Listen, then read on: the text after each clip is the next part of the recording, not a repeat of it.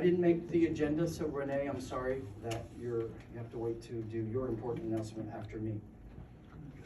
All right, can I get the thing? It doesn't work? Yeah, I'm on it for it to plug in. Okay. But I'll be like it. All right, yes? I'd like to make a motion to allow these ladies and gentlemen to sit down before somebody faints. Sure. There's plenty of seats. Do we have a second?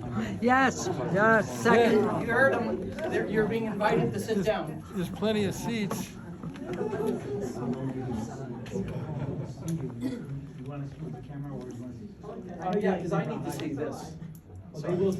No, me. Oh, you? Otherwise, I don't know what I'm talking about. Okay. All right, so some of them are gonna take a seat. I'm surprised none of you, no, go back. None of you wanted to go skydiving. But remember that picture when they're first jumping out of the plane? I've not done it. I don't know what that feels like, but I can imagine that in 2025, that's what the beginning of every city council meeting feels like. Just telling you, it's a fact. Okay, so thank you for giving me the time and inviting me back. And you have great neighborhood issues that you always discuss, but tonight I have to ask you to take off your Shores hat and put on this hat that you don't have every day, which is that we all live in Oxnard together hat. So I'm not here to talk about your neighborhood, I'm here to talk about the whole city, how we're doing and what it's looking like for the next few years. So the goal is at the end to get you to fill out a brief survey. Early next year, the city council is going to be updating its 5 year priorities for the entire city, and we need to get as much community input as we can to help them do a better job of that next year. So it's about keeping us safe and being self-reliant. Regardless of your ideas and beliefs, it's very clear that there's a lot of turmoil across the nation on a lot of topics for a lot of reasons. Whatever those are, they are.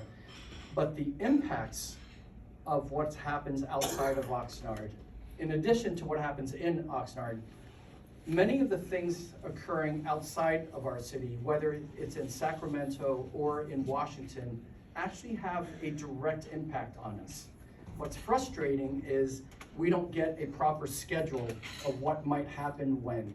We don't get a proper notice of what funds are going to be frozen, what kinds of funds will be cut, or what funds will be pulled back, clawed back. So that's why for the next few years, we have to be self-reliant. All cities in this country rely on funding support, financial support from their state, and they rely on financial support from the federal government. Well, a lot of that is either, we know for sure is going away, some of it has already been taken away. So we are left on our own, and again, we're not unique in that sense. I think many communities are left on their own for a few years. Okay, next please. Okay, so I'm going to give you a brief update. You all can talk about it, argue about it, but we really need your feedback because we're going to share it with the city council because they're going to set the priorities next year. Okay, so currently this is what people have been telling us that's most important, and no surprise here, public safety, programs for youth and adults and seniors, making sure that 911 response times are as fast as possible, keeping public spaces clean and safe, parks, landscaping and so on, of course, dealing with the homeless crisis. Typical things that cities do. This is pretty common, no surprise there. Okay, so a couple things. And this is what I want to emphasize. We're able to do these things because of the local taxes. The local taxes that we have, and that's really important. I'll get to that a little bit later. Okay, so 911 response. We're under 5 minutes. How many people here have had to call 911? Oh, not too many. Okay, well, in Oxnard, they come very fast. Last year, the fire department had nearly 22,000 calls for service in this city. And by the way, we're a big city, so remember that. No, that wasn't last year. Oh, okay. Well, you get to call once a year. No, I'm kidding. You get to call as many times as you need. Okay, and we also have neighborhood police teams where the officers get to spend time working and problem solving and getting to know the neighbors. We would love to have more of that, but the problem is we're busy running down 911 calls. Next slide. Okay, so here you go. This is for the medical calls. You can see we're doing better. So currently we're under 5 minutes, 4 minutes and 38 seconds. If you have a medical issue and you call us, these guys, they show up in under 5 minutes. Next. Okay, so why is that important? Well, bleeding. I didn't know this, but the #1 cause of preventable death after an injury is bleeding. So you can bleed out in 3 to 5 minutes, and 40% of the trauma-related deaths around the world are actually due to bleeding out. So if you're in an accident, you fall down, you're in a car accident, and someone calls 911 for you, or you call, you want these folks there ASAP.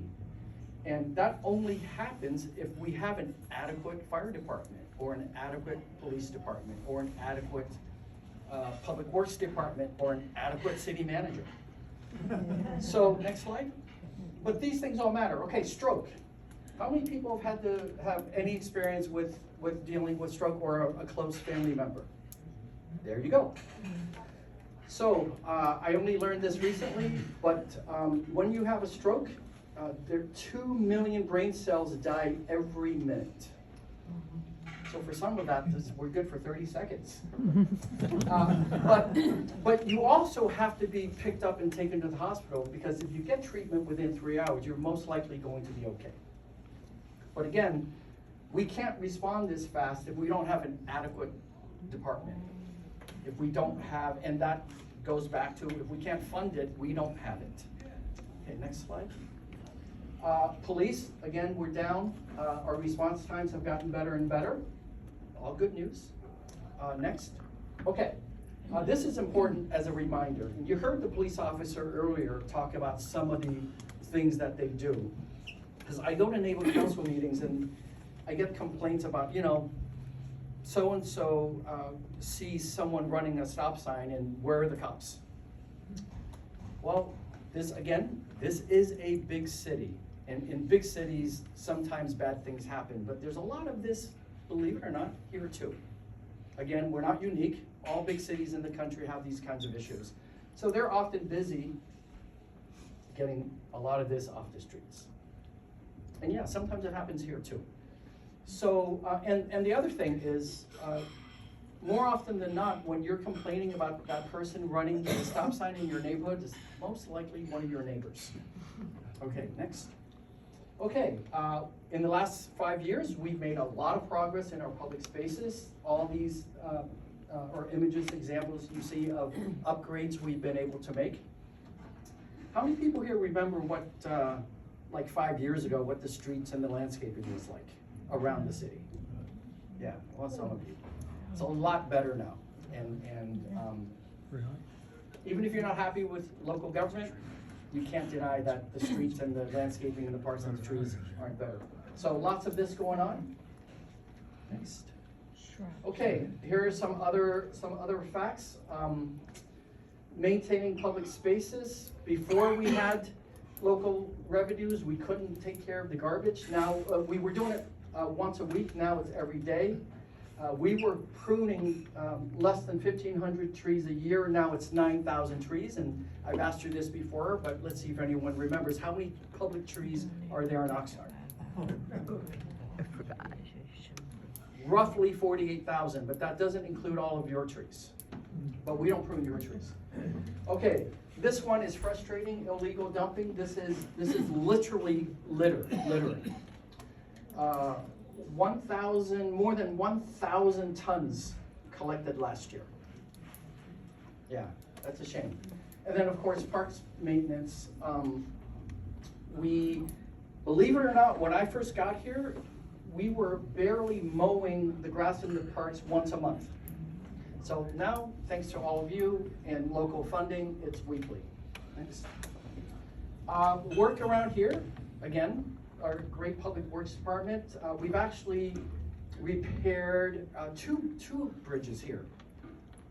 This one, I think this is the Edison Bridge, right? Edison Canal Bridge, and the other big one, the big one. I felt safer coming here tonight. These two projects combined is about a $6 million maintenance job. So we're able to do this.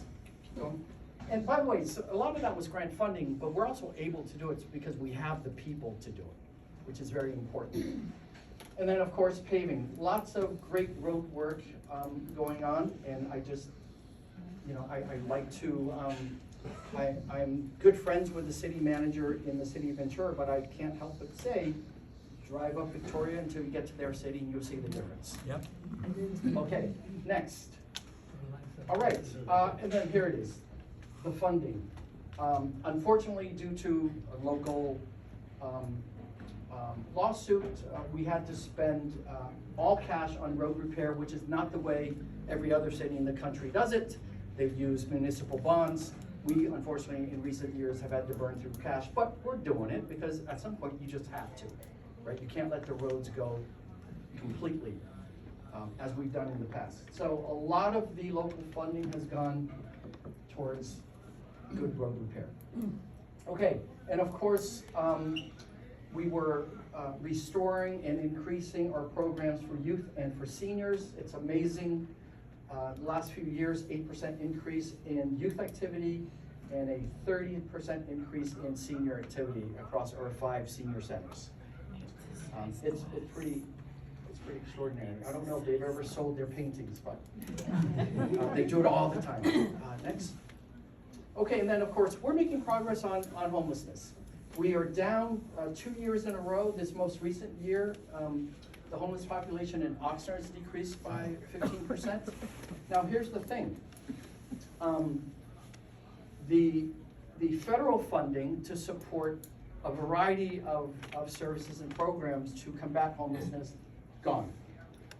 The state funding, our good governor, while issuing more requirements to address homelessness, actually cut all of the funding this past year. All of it. So, the Supreme Court has changed some of the legal issues. So there's more of a push to play a heavier hand, which by the way doesn't actually work, but there's a push. At the same time, the funding's been removed. So my concern is, are we gonna stay on this trajectory of decreasing our homeless community year to year? And the answer is it's gonna be very, very difficult. All right, next. Okay, there you go. So federal cuts, state cuts. Like it or not, it's happened and it will continue to happen. We are going, again, like all communities, we are on our own. We can't rely on the traditional federal funding. A couple of programs. The feds have always provided American cities with grants to pay for firefighters. And we have them. We get them. You have to apply, but we get them. Next year, we don't know if it's going to be made available. We just don't know. Now, we've been told that. We haven't been told yes or no, but we've been told from Washington that they don't know. Another example, how many of you are aware that you have a Superfund site in Oxnard? Okay, only a few people. Okay, you all know what a Superfund site is? Okay, well, we have one in Oxnard. It's called Halico on the southern end of the beach. By the way, you live in Oxnard. Oxnard has a Superfund site, ergo, you have a Superfund site. The feds, the US EPA has been working on this for quite a long time, and we were finally due to get their final draft of the mitigation plan. They've spent a ton of time studying. We talk about solving big problems. It's kind of like the harbor water quality issue. Figuring out what were all the pollutants and all the radioactive stuff on those acres of land at Halico, figuring out how can it be remediated, what are the mitigations, can it be capped in place, can it be moved? If you move it, where do you take it, right? You don't take one radioactive mound of dirt from one community and put it into another. Well, you shouldn't. So they were due to publish for us, the public, their final draft of what their mitigation plan, and that was due to be released this month. Well, they have quietly pushed it out to 2028. So again, we have no say in it. We to be fair to the staff, the EPA staff that we've worked with, I don't know if they were allowed to tell us formally. So we quietly have found out that that's been pushed out. So just those are the kinds of examples of what we're facing. Okay, next.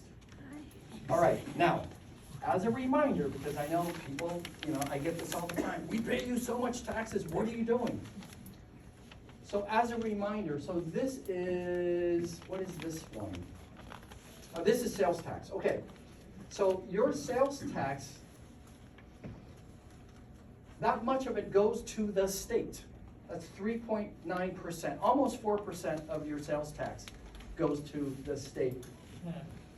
Okay, another 1.5% goes to the county. All cities get to keep 1%, and that's just state law. All cities get 1%, and then there's a few other things for county transportation and so on. However, in the sales tax bracket, cities are allowed to add local sales tax, and that's what we've done with Measure E and Measure O. And the secret and why this is important is this right here, we get to keep. The state takes the rest. Now, another thing that's really important is if we don't occupy this space, the state, or in fact the county could. They could put an additional sales tax here and then they get the money. The good news is we did this, you voted for it, you approved it, it's always staying here. But this is all we're gonna have left. So that's sales tax. And yes, we appreciate everyone using Amazon, it helps. Next. Okay, so these funds provide for all of this. All the progress we've made in the last 5 years here are from these local funds. It's really allowed us to get caught up and to slowly start getting ahead. All these things are at risk because we're gonna lose a lot of that, of the state and federal funding. So what this means is, we know, like, the year we're in right now, our budget's good. The next year's budget, we should be okay. But after that is when it's really gonna, and if you follow local or regional news, you've probably heard other cities are already in financial crisis or dire situations. Okay, we're fortunate, we're not there yet, but it's going to get there. So the question becomes, can you go to the next slide? When your revenue shrinks, you have to decide what you're not doing, right? It's common sense. And the city council, when they update their priorities, they have to keep this in mind, that they're gonna have to make do with less, right? So, next slide. So this is why, again, this is what everything, all this progress that we've made, now, because we're losing so much of the other funding, now we gotta figure out what are we gonna do. Now, the staff, we can make a lot of good recommendations on a lot of data and logic and science and all that, but the city council has to set priorities to meet the needs of the entire community. Next slide. So, this is why we need your input. And again, but I have to ask you, when you do the survey, please think about the whole city, right? Please think this is not only about your neighborhood. This is about the entire city. Okay, next. All right, so Again, we have the survey. Do we have some hard copies here? Yeah. Yes, we do. So we can hand out hard copies. But if you're hip and you want to do it online, you can do it online. It's on the city's website.